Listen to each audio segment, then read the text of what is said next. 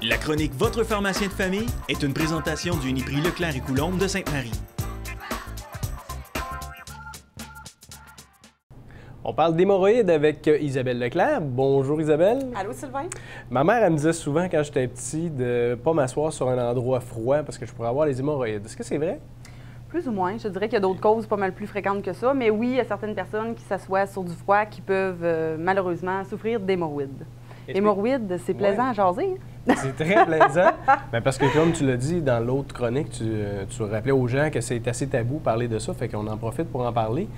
Explique-nous un peu c'est quoi les hémorroïdes.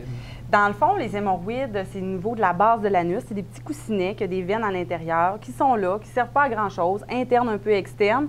Puis, à un moment donné, bien, ils enflent, puis ils créent de la douleur, ils vont sortir, puis ils créent des désagréments. Donc, c'est tout simplement ça, les hémorroïdes. C'est pratiquement 3 personnes sur 4 qui peuvent Yes. vivre ça.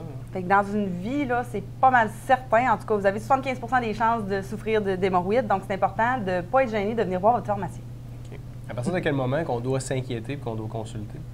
Je dirais que si les hémorroïdes durent 7 à 10 jours, qu'il y a des segments noirs, qu'il y a beaucoup de douleurs, si c'est des enfants, c'est tous des symptômes qui fait que c'est des symptômes d'alarme qui fait qu'on est mieux vraiment d'aller consulter.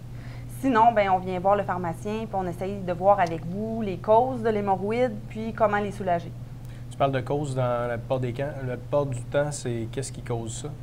Mais la plupart du temps, c'est la constipation. Donc, des gens qui sont constipés, qui sont longtemps à la toilette assis là, à cause de la constipation, mais ça peut causer des hémorroïdes.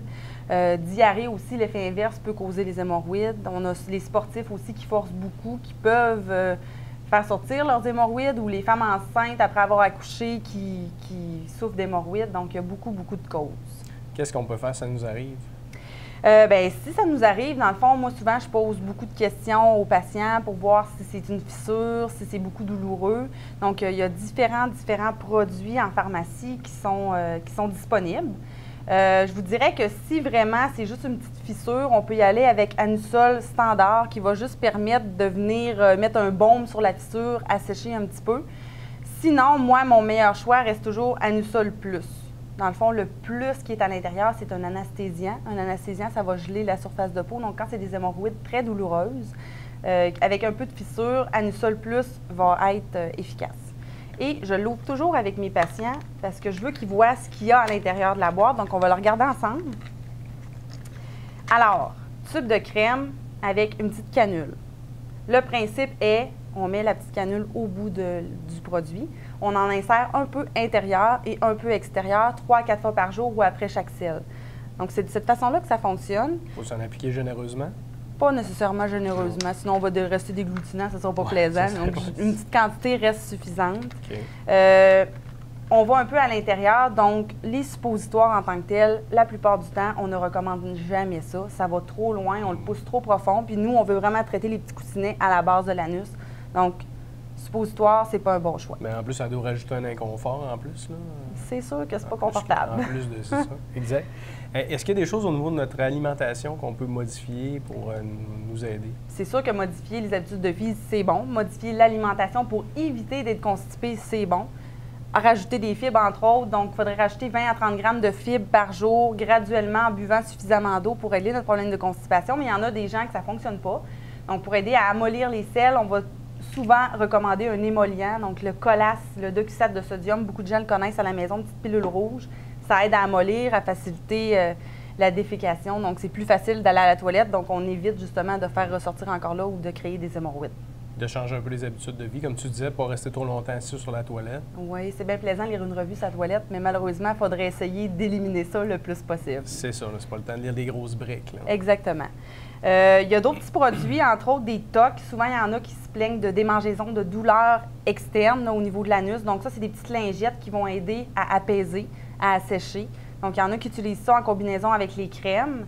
Puis, on a quelque chose de nouveau qui est utilisé, qui est Hémovel. C'est des pilules. J'étais sceptique parce que je me dis, en pilule, ça va traiter au niveau de l'anus. Je comprends pas. Mais le mécanisme d'action est encore peu connu, mais c'est une pilule qu'on va prendre 3 fois par jour, 4 jours et 2 fois par jour par la suite. Il paraîtrait que l'efficacité se fait en dedans de 2 jours. Donc, ça réduirait les symptômes après 2 jours. Et j'ai des patients qui l'ont essayé que ça fonctionne. Peu d'interactions, peu d'effets secondaires. Donc, pourquoi pas? On pourrait le combiner avec une crème aussi. Et primordial avec tout ça, le bain de siège. Je ne sais pas si tu as déjà entendu parler de ça. Bien, pour les femmes enceintes, souvent après l'accouchement, ils vont l'utiliser. Exactement, bain de siège, donc une petite bassine avec de l'eau tiède à l'intérieur. On va s'asseoir dessus, ça va permettre de dilater les pores, de diminuer la douleur. On peut ajouter sel d'Epsom ou bicarbonate de soude dedans, mais c'est vraiment la chaleur humide qui va causer là, ce qui va alléger les symptômes et soulager.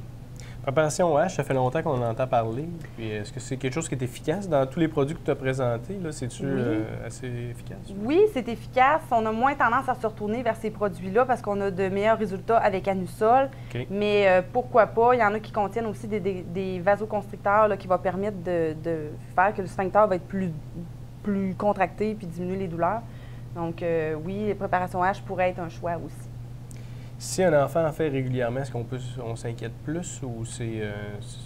Si un enfant en fait, on va consulter. Okay. Le médecin va donner de la cortisone, va évaluer c'est quoi la cause, parce que jeune comme ça, c'est plus rare. On voit ça plus chez les gens plus âgés. Donc, c'est vraiment important d'aller consulter dans ce cas-là. Parfait. Bien, merci beaucoup. Merci. La chronique Votre pharmacien de famille est une présentation du Uniprix Leclerc et Coulombe de Sainte-Marie.